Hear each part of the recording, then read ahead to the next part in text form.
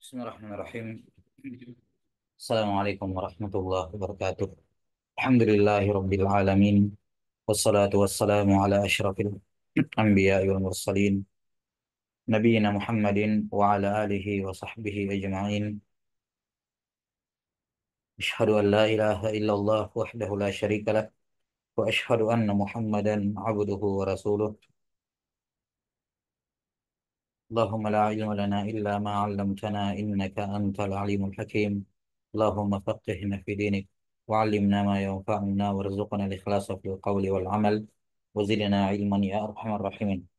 سنواصل في شرح كتاب القول الصديد، شرح كتاب التوحيد للشيخ عبد الرحمن ابن ناصر السعدي رحمه الله. توفى سنة 76 و300 بعد ألف من الهجرة النبوية. Sekarang pada bab yang ke-32 dari Al-Matan. Qala Al-Matin rahimahullahu taala, babu qaulillahi taala, innama dzalikumus syaitanu yukhawwifu awliya'ah fala takhafuhum wa khafuni in kuntum mu'minin. Bab firman Allah Subhanahu wa taala, yang demikian itu hanyalah setan. Innama yufidul hasar, menunjukkan pembatasan. Itu kayak la ilaha illallah. Ini ada an-nafyu, ada al-isbat. Lahirlah al-hasar. Innama, yakni innama dzalikum. Yang demikian itu tidak lain kecuali setan. Yukhawwifu awliya'ah, yang menakut-nakuti para walinya. Menunjukkan bahwasanya yang bisa ditakut-takuti oleh setan hanyalah wali setan saja. Adapun waliullah, maka mereka tidak takut sedikit pun kepada gangguan-gangguan setan tersebut. Mereka minta perlindungan kepada Allah Subhanahu wa taala. Karena itulah kata Allah, "Fala takhafuhum", maka jangan takut kepada mereka karena mereka itu hanya setan-setan saja. Dan yang mereka mampu untuk goda juga takut-takuti hanya wali-walinya. Kalau kamu betul wali Allah, ya jangan takut, seharusnya tidak boleh takut. Fala takhafuhum wa khafuni, namun takutlah hanya kepadaku in kuntum mu'minin, jika kalian betul-betul beriman. Baik, bab ini dibuat oleh penulis rahimahullah untuk menjelaskan bahwa al-khauf adalah ibadah. Untuk menjelaskan apa? Ya, al-khauf adalah ibadah. Nah, di mana bab ini, atau saya kira jelas ya bahwa beliau ingin menjelaskan khauf itu adalah ibadah, bahwa al-khauf adalah firarul qalbi ilallah. Firarul qalbi alallah, ilallah, ya. Nah, berlarinya hati kepada Allah Subhanahu wa taala dzu'ran, dalam keadaan takut, dalam keadaan cemas. Kembalinya hati kepada Allah Subhanahu wa taala dalam keadaan takut dan cemas. Itu definisi al-khauf. Jadi ketika ada apa-apa, dia kembali kepada Allah, hatinya dikembalikan kepada Allah, berpulang kepada Allah dalam keadaan cemas dan takut. Dia pun kembali kepada Allah Ta'ala. Itu al-khauf. Maka bab ini dibuat oleh penulis rahimahullah untuk menjelaskan bahwa khauf itu adalah ibadah. Nah, khauf bagaimana yang merupakan ibadah? Ya, sama seperti sebelumnya. Sama seperti masalah cinta kemarin. Mahabbah itu kan ada mahabbah ibadah, ada mahabbah tabiat. Yang dibahas hanyalah mahabbah tabiat. Maka khauf juga seperti itu. Khauf itu ada dua, ada khauf yang ibadah dan ada khauf yang tabiat. Kalau ia adalah khauf ibadah, maka tidak boleh diserahkan kepada siapapun selain Allah. Tidak boleh seorang takut kepada siapapun selain Allah dengan khauf ibadah. Tapi kalau itu adalah khauf tabiat manusia, ya orang boleh takut sama anjing, takut sama penjahat, takut sama ular misalnya, takut sama eh, ya orang-orang yang apa saja yang dia takuti. Ketika dia manusia parno kepada seorang parno kepada sesuatu, ya takut pada suatu, trauma akan sesuatu, ya sah-sah saja, nggak ada masalah. Ya, dan itu nggak ada masalah karena khauf seperti itu bukan khauf ibadah. Yang dibicarakan di sini adalah khauf ibadah. Apa itu khauf ibadah? Sama seperti kemarin. Inti ibadah adalah apa? At-ta'zim, ta'zimul qalb, ya, pengagungan hati, jelas ya. Wal apa? At-ta'zim wal khudu, merendah. Karena itulah takut yang masuk dalam kategori ibadah adalah takut ya yang disertai dengan ta'zim, at-ta'zim wal khudu kepada yang ditakuti. Kalau takut kita kepada sesuatu disertai dengan mengagungkan dan tunduk kepada sesuatu tersebut, maka itu adalah takut ibadah. Kalau sesuatu itu adalah Allah, maka takut ini bernilai tauhid dan iman. Kalau sesuatu itu selain Allah, maka takut itu berubah menjadi takut syirik. Adapun takut ibadah, takut tabiat, itu takut sekedar takut, tidak diiringi dengan mengagungkan atau tunduk. Misalnya orang takut hewan buas, takut ular, takut apa namanya ruangan sempit misalnya ya. Ada orang takut gelap misalnya. Nah, selama ini hanyalah sekedar tabiat manusia, dalam artian tidak ada pengagungan kepada hewan itu, kepada sesuatu yang ditakuti itu, dia tidak agungkan, dia tidak tunduk kepadanya, maka tidak ada masalah dia takut kepada selain Allah dengan takut tabiat semacam ini. Karena Allah Ta'ala mentakrir, menyetujui. Misalnya Allah Ta'ala berfirman apa tentang Nabi Adam, apa tentang Nabi Musa alaihissalam misalnya dikatakan apa ketika beliau keluar dari Madinah ya, dikatakan khaifay yataraqqab, beliau keluar dari kota itu setelah membunuh orang dalam keadaan khaif, takut ya, dalam keadaan takut. Jelas sampai sini? Baik. Maka ini disebut adanya khauf kepada dari para anbiya. Cuman khaufnya ini bukan karena khauf kepada tentara Fir'aun gitu ya. Takutnya karena ya memang salah, habis membunuh orang dikejar. Bukan karena dia mengagungkan atau tunduk kepada Fir'aun yang dia takuti tersebut. Tidak. Nah, Allahu Ta'ala a'lam bissawab. Maka sekali lagi, bab ini dibuat oleh Al-Musannif rahimahullah untuk menjelaskan bahwa khauf yang disertai dengan ta'zim dan khudu adalah khauf ibadah. Karena itulah tidak boleh khauf seperti itu kepada selain Allah. Ya, karena akan bernilai akan terhitung kesyirikan. Jelas ya.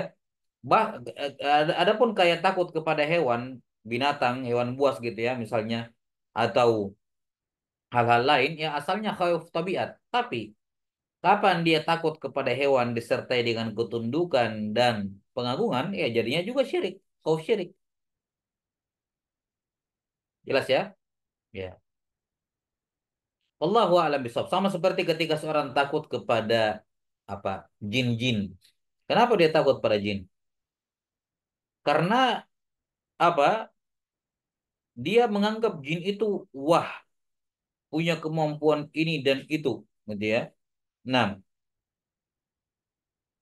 dia tunduk kepada jin tersebut sebagaimana para penyihir, dukun-dukun tunduk kepada ya kepada jin tersebut, ya, takut dan tunduk kepadanya, patuh kepadanya. Ini khauf ibadah, merupakan kesyirikan kepada Allah Subhanahu wa taala. Baik. Kemudian hubungan antara bab ini dengan bab sebelumnya sekira jelas sudah berlalu bahwa mahabbah al-khauf dan akan datang nanti setelah ini tentang roja ya di apa di bab-bab yang akan datang ya. Ini semua masih terkait dengan apa? Masih terkait dengan unsur terpenting dalam ibadah atau rukun ibadah. Sudah disebutkan pertama al-mahabbah, di bab ini disebutkan al-khauf. Disebutkan apa? Al-khauf. Baik, ini hubungan bab ini dengan sebelumnya bahwa ini keduanya mahabbah dan khauf adalah unsur pembentuk ibadah atau arkanul ibadah. Untuk menjelaskan bab ini Al-Musannif rahimahullahu taala membawakan 5 dalil. Tiga dalil dari Al-Qur'an dan 2 dalil dari hadis. Adapun dalil yang pertama ini dari Al-Qur'an yang beliau jadikan judul bab firman Allah taala innama dzalikumus syaitanu yukhawwifu awliya'ah fala takhafuhum wa khafuni in kuntum mu'minin. Ayat ini jelas menunjukkan bahwa khauf itu adalah ibadah dari dua sisi. Dari dua sisi. Sisi yang pertama, Allah Subhanahu wa taala menyuruh untuk takut kepadanya, ya, setelah sebelumnya melarang untuk takut kepada selainnya. Fala takhafuhum wa khafuni. Lahirlah tauhid, ada nafyu pada kalimat la takhafuhum wa khafuni, ini isbat. Nafyu wal isbat, lahir tauhid. Ini sisi pendalilan yang pertama yang menunjukkan bahwa khauf itu ibadah. Diperintahkan oleh Allah setelah sebelumnya dilarang kebalikannya. Sisi pendalilan yang kedua adalah dijadikannya takut kepada Allah semata sebagai prasyarat keimanan. In kuntum mu'minin. Kalau kalian beriman. Dan sesuatu ketika dijadikan syarat keimanan itu menunjukkan ia adalah ibadah. Jelas ya? Wallahu a'lam. Ayo, bisawab. Karena itulah takut kepada selain Allah dengan takut ibadah seperti ini hukumnya syirik akbar, bukan syirik kecil. Hukumnya syirik akbar ketika seorang takut kepada selain Allah dengan takut ibadah seperti ini. Dalil yang kedua, wa qalihi ta'ala innama ya'muru masajidallahi man amana billahi wal yawmil akhir wa aqamas shalah wa ataz zakata wa lam yakhsha illallah. Nah, sisi pendalilannya ya yang menunjukkan di sini beliau menyebutkan walam yakhsha illallah. Di sini digunakan kata khosya. Khosya itu miriplah dengan khauf ya, sama-sama takut. Bedanya kalau khosya itu apa? Disertai dengan apa? Al-ilm. Iya. Kalau khauf itu takut pada sesuatu, ya, maka khosya takut disertai dengan pengetahuan terhadap yang dia takuti tersebut. Sehingga dia tahu betul kenapa saya takut kepadanya. Karena dia tahu dia punya ilmu tentang yang dia takuti. Jelas ya?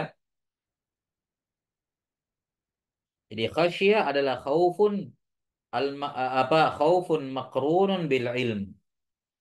Takut yang diiringi dengan pengetahuan terhadap yang dia takuti. Kalau sekedar takut toh misalnya, kenapa takut dengan sesuatu yang apa misalnya takut kepada eh, kecoa misalnya. Ya nggak tahu kan misalnya kan. Ini dia tidak tahu kenapa harus takut. Memang dia dalam hatinya takut, paranoid, trauma dan semacamnya. Tapi nggak jelas kenapa takut kepadanya. Tidak ada dasarnya. Ini bukan khasyah, ini khauf. Sekedar takut tapi tidak didasari oleh pengetahuan kenapa harus takut terhadapnya. Baik. Sisi pendalilan ayat ini yang menunjukkan bahwa khauf atau khasyah adalah ibadah juga dari dua sisi. Sisi yang pertama juga dibawakan dalam bentuk nafi wal isbat yang menunjukkan ini tauhid. Walam yakhsha an-nafyu illallah al-isbat. Walam yakhsha illallah. Tidak takut kecuali kepada Allah. Persis sama seperti la ilaha illallah. Nah, menunjukkan bahwa khasyah adalah ibadah karena dikategorikan atau disebutkan dalam konteks tauhid. Sisi pendalilan yang kedua, karena itulah khasyah kepada selain Allah dengan khasyah yang sifatnya ibadah ini merupakan kesyirikan, syirik akbar kepada Allah Subhanahu wa taala. Sisi pendalilan yang kedua adalah disebutkan bahwa ciri orang-orang yang memakmurkan masjid Allah adalah disebutkan di sini beriman kepada Allah dan seterusnya ya. Beriman kepada Allah di akhirat, kok salat, zakat dan tidak takut kecuali kepada Allah. Di sini sisi kedua adalah digandengkannya khasyah kepada Allah dengan iman kepada Allah, diatofkan. Ya kan? Diatofkan. Dan asalnya ya, ketika satu dan yang lainnya diatofkan itu apa? Menunjukkan eh menunjukkan hal yang sama. Apalagi kalau kita lihat jenis atofnya, ini semua atofnya sifatnya apa? Atfu eh, bisa dikatakan atof baina baina eh, mengatofkan sesuatu dengan bimuradifihi, mengatofkan sesuatu dengan muradifnya ya, atau mengatofkan sesuatu yang sama tapi dengan sifat yang berbeda-beda. Yani orang yang sholat, yang menegakkan sholat itu beriman kepada Allah, yang beriman kepada Allah itu sholat, zakat dan seterusnya. Lam yakhsha illallah. Ya, maka digandengkannya khasyah dengan ibadah-ibadah yang lain, iman, sholat, zakat menunjukkan dia juga apa? Ya, dia juga adalah ia juga ibadah khasyah karena digandengkan dengan ibadah yang lain. Baik, ada sisi pendalilan yang ketiga ya. Sisi pendalilan yang ketiga bahwa takut kepada Allah merupakan cirinya orang yang memakmurkan masjid. Tidak diragukan bahwa memakmurkan masjid adalah ibadah. Kalau begitu, orang yang takut kepada Allah ini termasuk ciri orang-orang yang beribadah kepada Allah Subhanahu wa taala. Karena ini datang dalam konteks pujian. Dipuji orang-orang yang memakmurkan masjid Allah taala, salah satunya oleh orang yang takut hanya kepada Allah Subhanahu wa taala. Taib. Ini tiga sisi pendalilan dari ayat ini.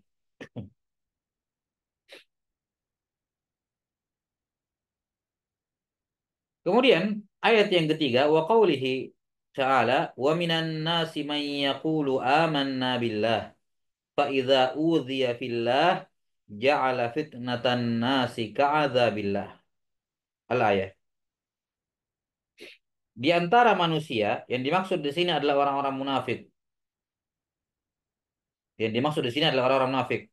Karena ada dhabit tafsir disebutkan dari Ibnu Mas'ud radhiyallahu an, Ibnu Mas'ud berkata, ya, bahwa semua ayat yang dimulai dengan wa minan nas, maka yang dimaksud dengannya adalah kaum munafikin. Ya, wa minan nasi man yaqulu amanna billahi wa bil yaumil akhir wa ma hum bimumin. Ya, semua ayat yang disebutkan wa minan nas, di antara manusia ada yang begini, di antara manusia ada yang begitu, maka yang dimaksud dengan an-nas di sini adalah munafikin. Di antara manusia yakni kaum munafikin ada yang berkata, mereka orang munafik berkata, kami beriman kepada Allah, amanna billah.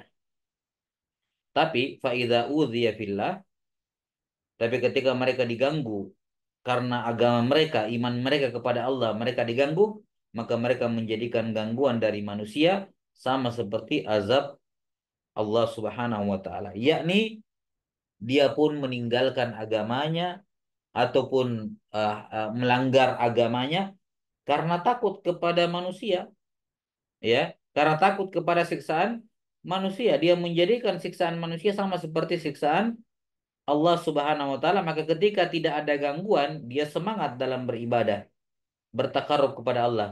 Tapi ketika ada gangguan, ada halangan, dia pun ya tidak bisa memperjuangkan keislamannya, imannya kepada Allah Subhanahu wa taala.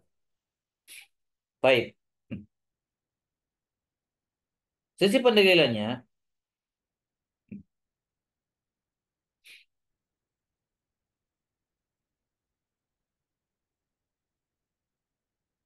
di sini Allah Subhanahu wa taala membawakan ayat ini dalam konteks zam, mencela.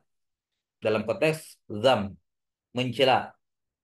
Di mana Allah mencela kaum munafikin yang berkata dengan mulutnya aman nabilah tapi dia mendustakan mulutnya dengan perbuatannya sendiri.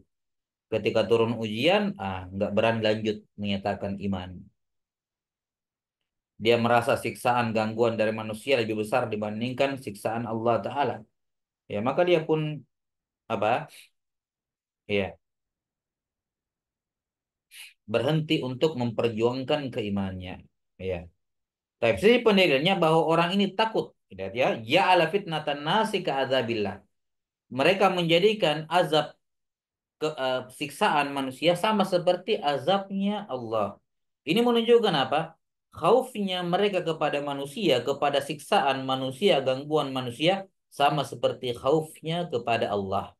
Ya, ka'adzabillah, ka'adzabillah. Litashbih. Ini syiriknya.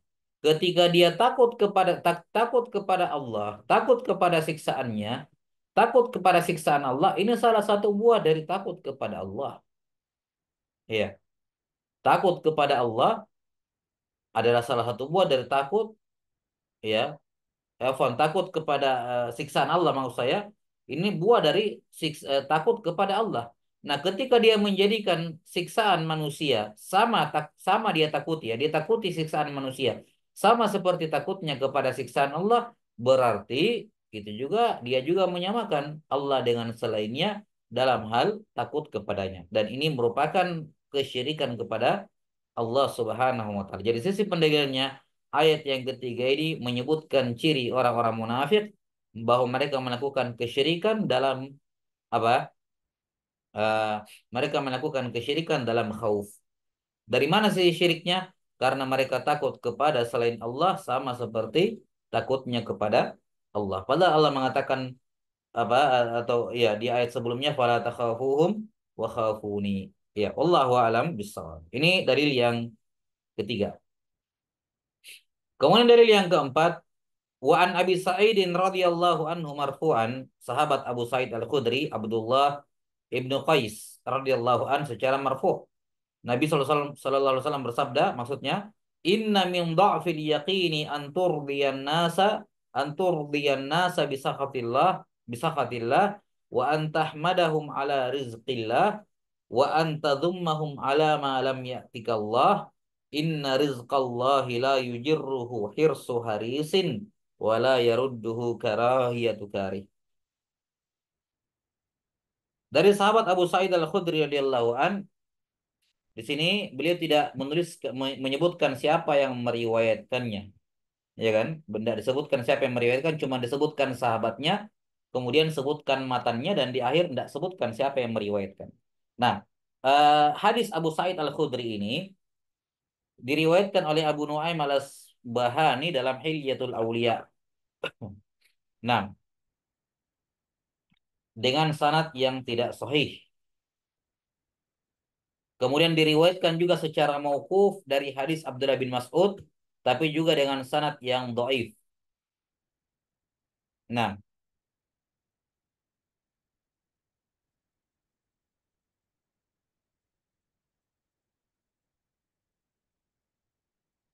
nah, ini salah satu contoh ya, hadis dhaif ya, hadis dhaif yang walaupun hadis mauqufnya kata para ulama, hadis mauquf dari Ibnu Mas'ud masih agak mending dibandingkan hadis marfu dari Abu Sa'id ini sanadnya, walaupun sama-sama lama tapi lebih mending yang mauquf dari Ibnu Mas'ud. Dan riwayat-riwayat semacam ini ya, nah, maknanya benar ya, maknanya benar.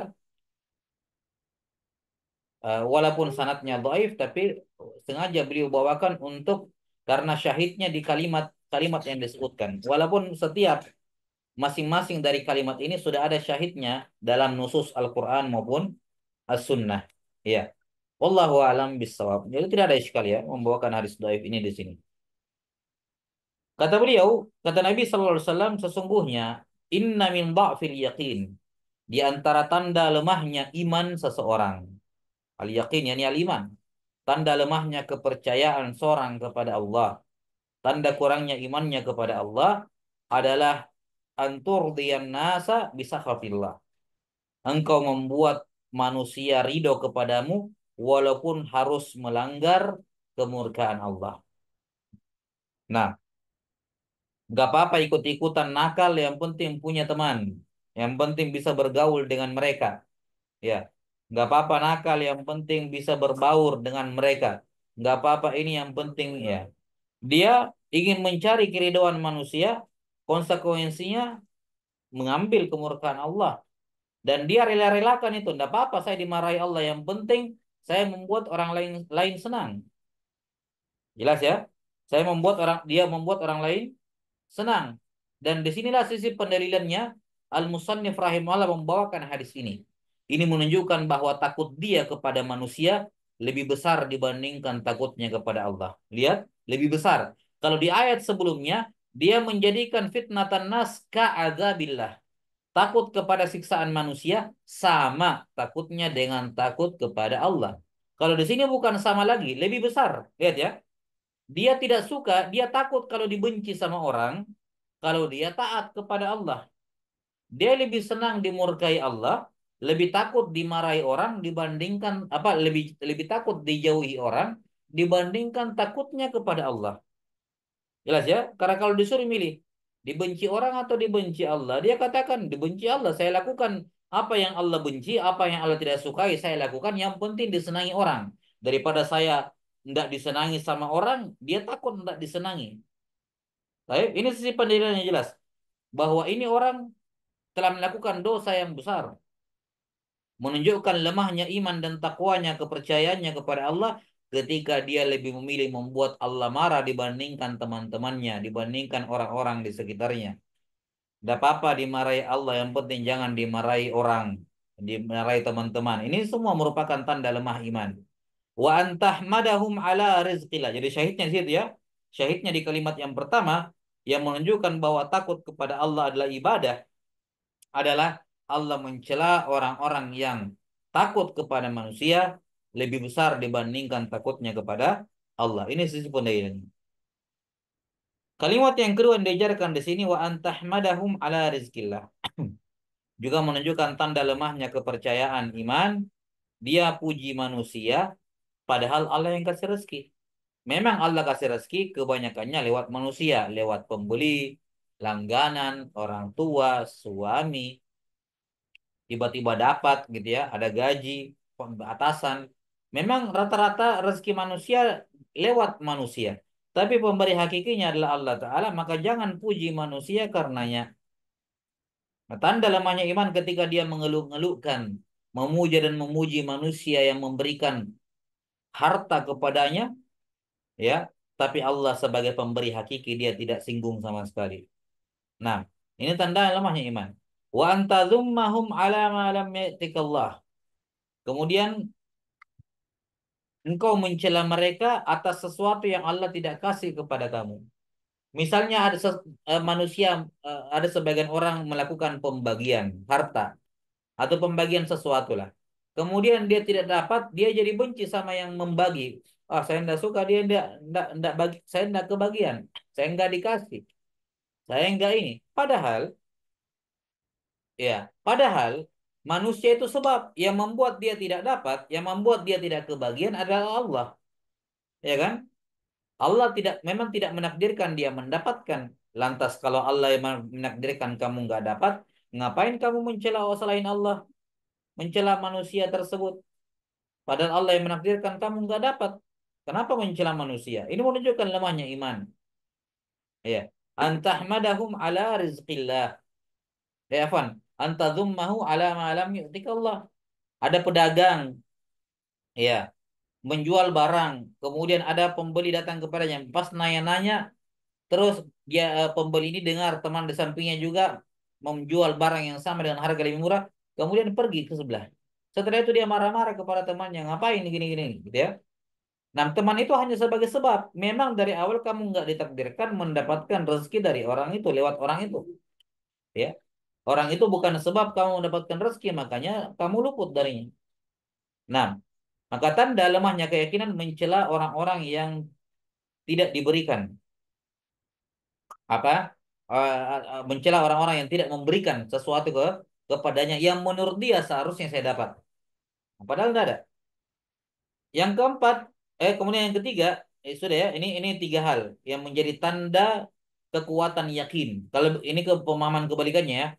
Ya, kalau begitu inna min quwwatil yakin, pemahaman hadis ini, kekuatan keyakinan adalah kamu rela membuat manusia marah, yang penting jangan Allah marah kepadamu. Antur diallaha bisa nas. Nggak apa-apa semua orang marah kepadaku, yang penting bukan Allah. Tanda kuat iman. Yang kedua, memuji Allah atas rezeki yang datang dari manusia. Walaupun kelihatannya nampak secara kasat mata, jelas ya, yang datang itu dari orang-orang, tapi dia melihat dengan mata batin, mata basirah, semua dari Allah. Mereka semua itu cuma jalur lewatnya doang. Numpang lewatnya itu rezeki saya di sama dia. Maka dia puji Allah, alhamdulillahilladzi bi ni'matihi tatimmus shalihat. Dan yang ketiga wa antadzummahum ala ma lam ya'tika, ya lam ya'tika Allah. Taib. Kemudian dikatakan inna rizqallahi la yujirruhu hirsu harisin wa la yarudduhu karahiyatu karim.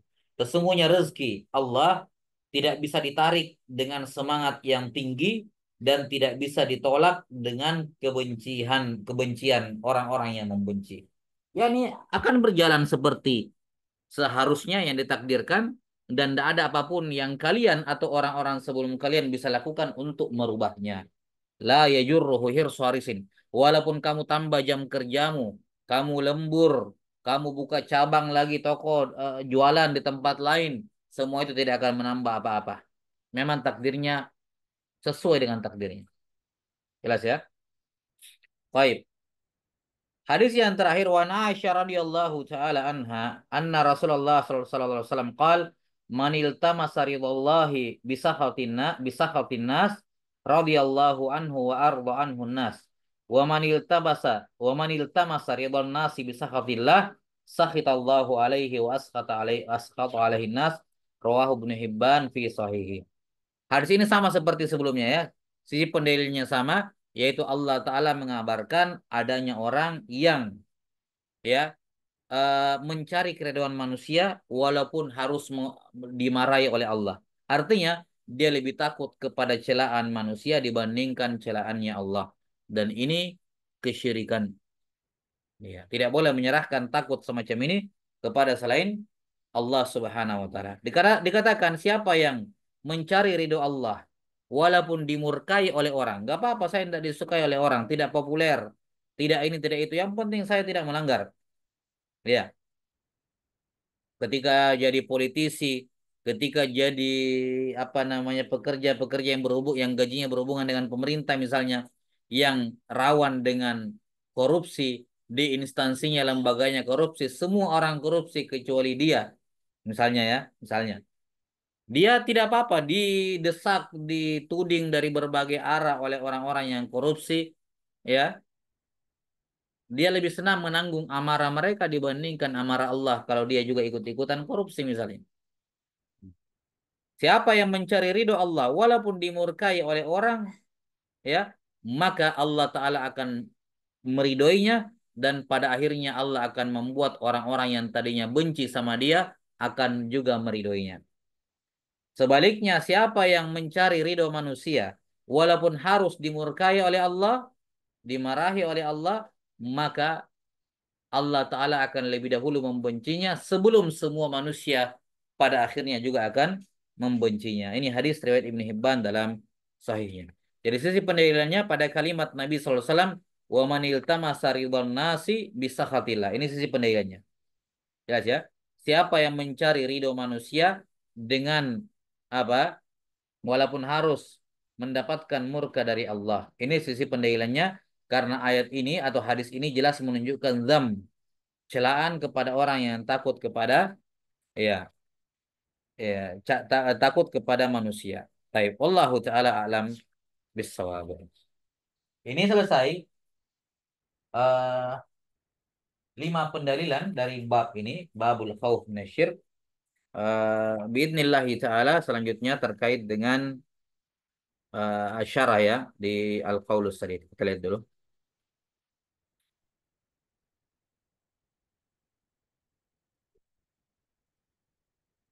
Taib. Qala rahimahullahu taala fi syarah babu qaulillahi ta'ala innama dzalikumus syaitanu yukhawwifu awliya'ah fala takhafuhum wa khafuni in kuntum mu'minin. Qala hadzal babu aqadahu al-musannif rahimahullah liwujubi ta'alluqil khawfi wal khasyati billahi wahdah. Bab ini dibuat oleh al-musannif rahimahullah untuk menjelaskan wajibnya hati itu ya wajibnya rasa takut itu hanya terkait dengan Allah Ta'ala semata, yakni khauf ibadah. Nah, wan nahi an ta'alluqihi bil makhluqin. Dan hadis ini juga dibawakan oleh beliau untuk menjelaskan ya larangan mengaitkan takut kepada makhluk. Kalau dia bisa menghilangkan khaufnya yang bersifat tabiat kepada makhluk, fabiha wa ni'mat. Inilah yang terbaik. Ya. Inilah yang terbaik. Dia tidak punya takut kepada makhluk manapun, walaupun takut tabiat. Baik.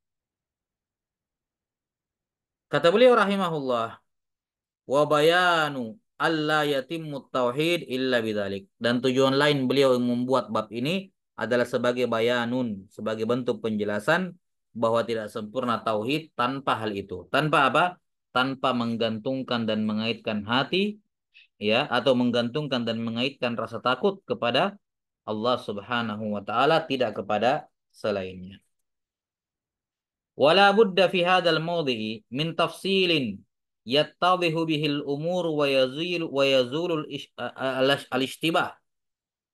6.